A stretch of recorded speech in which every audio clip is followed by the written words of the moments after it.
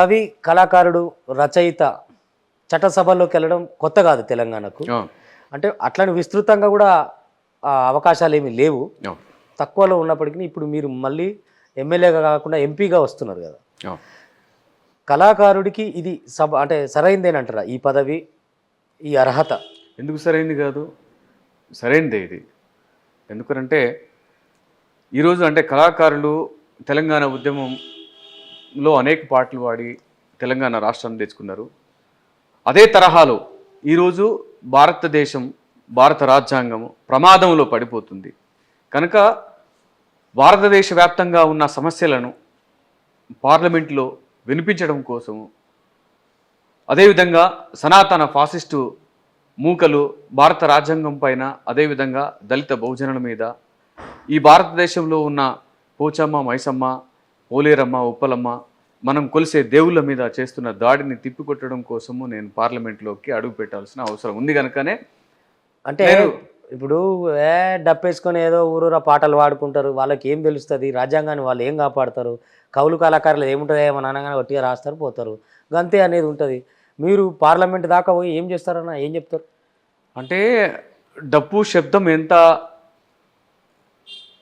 యుద్ధాన్ని నేర్పిస్తుందో మనం ప్రత్యక్షంగా చూసినాం. అవును. పాట మీరు భారతదేశానికి స్వతంత్రం వచ్చినప్పుడు కూడా వందే మాతరం అనే పాట నినాదం చాలా అంటే బ్రిటిష్ రాజ్యాన్ని కూల్చి భారతదేశానికి స్వతంత్రం తెచ్చుకుంది. అదేవిధంగా తెలంగాణ, ఆంధ్ర ఏర్పాటు ఉద్యమంలో పాట ఎంతగా పోషించిందో, పాటతోటే తెలంగాణ వ్యాప్తంగా ఉన్న 3.5 కోట్ల జనాలు రోడ్డు మీదకి తీసుకొచ్చింది పాట. అదే పాట ఈరోజు పార్లమెంట్ వేదికగా భారతదేశంలో ఉన్న ఎస్సీ, ఎస్టీ, బీసీ, మైనారిటీలు, అగ్రకుల పేదలను చైతన్యం పరచడం కోసమే ఈరోజు పాట పార్లమెంట్లో అవసరం కనుకనే పార్లమెంటు వెళ్ళడం కోసం నేను ఒక ప్రయత్నంగా. అంటే ఒకవేళ గెలిచి పార్లమెంటుకు పోతే కళాకారుడు ప్రథమంగా పోయింది మీరే అవుతారా? పార్లమెంటు పోయింది నేనే అవుతాను. ఖచ్చితంగా నేనే అవుతాను. సరే, రాజ్యాంగాన్ని కాపాడాలని ప్రధాన ఎజెండాగా చెప్తున్నాను. రాజ్యాంగం మిమ్మల్ని అంటే ఇప్పుడు కాపాడతలేదు, ఇప్పుడున్న రాజ్యాంగాన్ని ఎవరైనా చెడగొడుతున్నారా? ఎందుకు రాజ్యాంగాన్ని కాపాడాలని? ఇప్పుడు భారత రాజ్యాంగాన్ని చెడగొడుతున్నారు కనుకనే బాబాసాహెబ్ అంబేద్కర్ రేపొద్దున అంటే ఈ దళిత సమాజానికి, అదేవిధంగా బహుజన సమాజానికి బాబాసాహెబ్ అంబేద్కర్ను, బాబాసాహెబ్ రచించిన భారత రాజ్యాంగాన్ని దూరం చేయడం కోసము మొన్న చూసిన కర్ణాటకలో ఒక మంత్రి మాకు 400 సీట్లు వచ్చినట్టయితే తప్పకుండా అంటే ఎవరు ఊహించని మార్పును తీసుకొస్తాము, అదేవిధంగా భారత రాజ్యాంగాన్ని మార్చేస్తామంటున్నాడు. ఆ సందర్భంగా ఆ శక్తులను ఓడించడం కోసమే మేము వీసీకే పార్టీ నుంచి పోటీకి సిద్ధపడ్డాము. రాజ్యాంగాన్ని మారుస్తామంటే మీకు వచ్చే నష్టం ఏమున్నది? భారత జనాలకు అనుకూలంగా, వాళ్ళ స్థితిగతులకు అనుకూలంగా కొన్ని మార్పులు చేయవచ్చు, దాన్ని తప్పుగా ఎందుకు కాపాడాలా, ఇదైపోవాలా అన్నట్టు ఎందుకు చెప్తున్నారు? స్థితిగతులకు అనుకూలంగా అనేక సవరణలు చేసిండ్రు.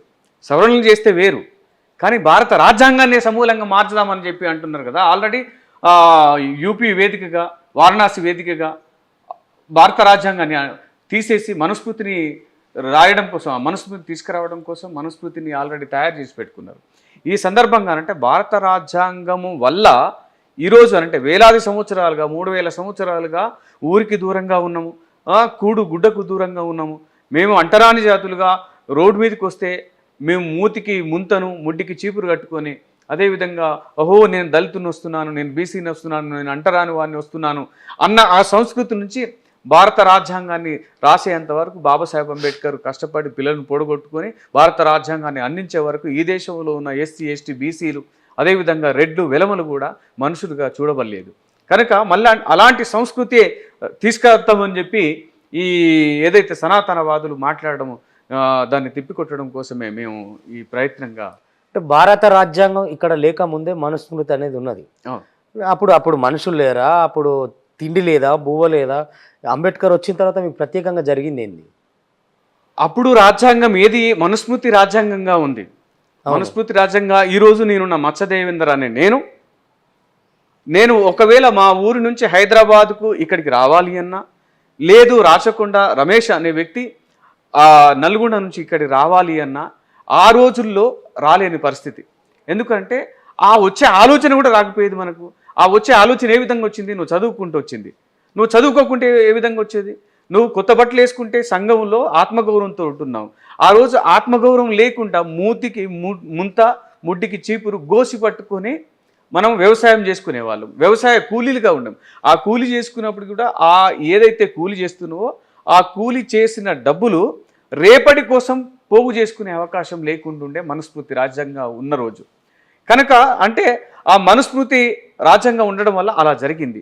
ఈరోజు భారత రాజ్యాంగం వచ్చిన తర్వాత నేను కొత్త బట్టలు వేసుకున్నా, కారు కొనుక్కున్నా, బండి తీసుకున్నా, నేను చదువుకున్నా, అందరం చదువుకున్నాము అంటే ఆత్మగౌరవంతో జీవిస్తున్నామంటే దానికి కారణం భారత రాజ్యాంగం. అంటే అప్పుడున్న మనస్మృతి ఏం మార్చలేదా? మనస్మృతి వల్ల ఏం మారలేదు. ఎవరికి మారింది? బ్రాహ్మణ, క్షత్రియ, వైశ్యుల జీవితాలలో వాళ్ళకు మార్పు ఉంది. ఎందుకంటే మిగతా అంటే శూద్ర జనాలు వ్యవసాయం చేయాలి, పంటలు తీయాలి, ఏ పని చేసినప్పుడు కూడా దానికి సంబంధించిన దాని మీద అధికారం లేకుండా ఉంది. ఎవరికి? క్షత్రియులకు రాజ్యాన్ని అవకాశం ఉండే, క్షత్రియులను పాలించడానికి, ఈ దేశాన్ని పాలించడానికి బ్రాహ్మణుల ఆధిపత్యంలో ఉండేది.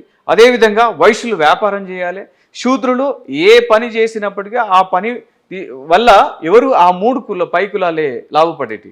కానీ భారత రాజ్యాంగం వచ్చిన తర్వాత ప్రతి పౌరుడు ఆత్మగౌరవంతో తను కష్టపడ్డదాన్ని దాచిపెట్టుకుంటున్నాడు, కష్టపడ్డదాంతో 3 పూటలు తింటున్నాడు, తన పిల్లలకు చదువునిస్తున్నాడు, ఇంకా అనేక రకాల సదుపాయాలు పొందుతున్నాడు. రచయితగా అంటే ఈ మారలేదు మా బతుకులు మార్చలేదని ఏమన్నా పాటలు రాయటం కానీ? అవును, ఎందుకనంటే ఈ దేశంలో ఉన్న మనస్మృతి వల్ల, మనస్మృతిలో కొలిసే దేవుళ్ళ వల్ల.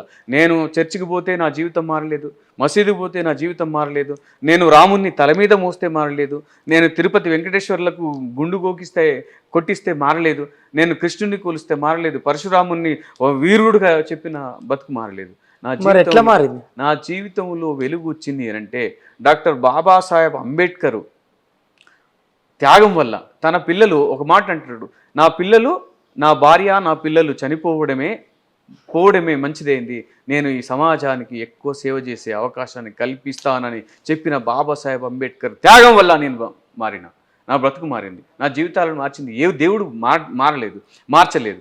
అందుకోసమే నేను చాలా సందర్భంలో రాసిన దాంట్లో, మార్చలేదు మన బ్రతుకులు భువిలో ఏ దేవుడు, మన చీకటి పల్లెల్లో సూర్యుడు అంబేద్కరుడు, వేల ఏండ్ల మనయతలను వినలే కద ఎవ్వడు, వేల ఏండ్ల మనయతలను వినలే కద ఎవ్వడు, విన్న కూడా సాటిరారు అంబేద్కరుకెప్పుడు, మార్చలేదు మన బ్రతుకులు భువిలో ఏ దేవుడు, మన చీకటి పల్లెల్లో సూర్యుడు అంబేద్కరుడు, కాషాయపు జెండనెత్తి భుజాలపై మోసిన త్రిమూర్తులను గుండెలోన నిత్యం పూజించిన రాముడు శ్రీకృష్ణుడు ఏ శివుడు మార్చలే, రాముడు శ్రీకృష్ణుడు ఏ శివుడు మార్చలే, ఆ దేవుళ్ళే మన బ్రతుకును బానిసలుగా మార్చెను, మార్చలేదు మన బ్రతుకులు భువిలో ఏ దేవుడు, మన చీకటి పల్లెల్లో సూర్యుడు అంబేద్కరుడు,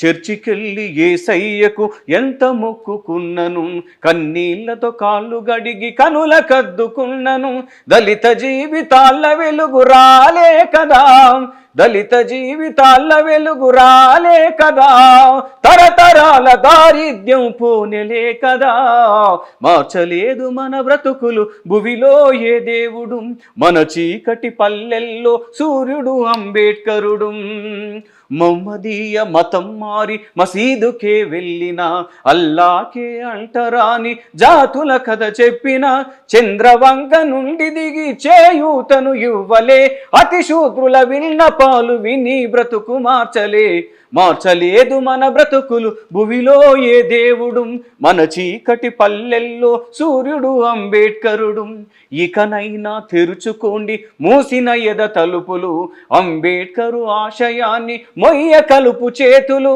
గుడి మసీదు చర్చీలకు రాజ్యాంగమే రక్షణ, గుడి మసీదు చర్చీలకు రాజ్యాంగమే రక్షణ, ఆ దేవుడనే వాని నుదుటి రాత మార్చినాడుగా, మార్చలేదు మన బ్రతుకులు భువిలో ఏ దేవుడు, మన చీకటి పల్లెల్లో సూర్యుడు అంబేద్కరుడు, సూర్యుడు అంబేద్కరుడు.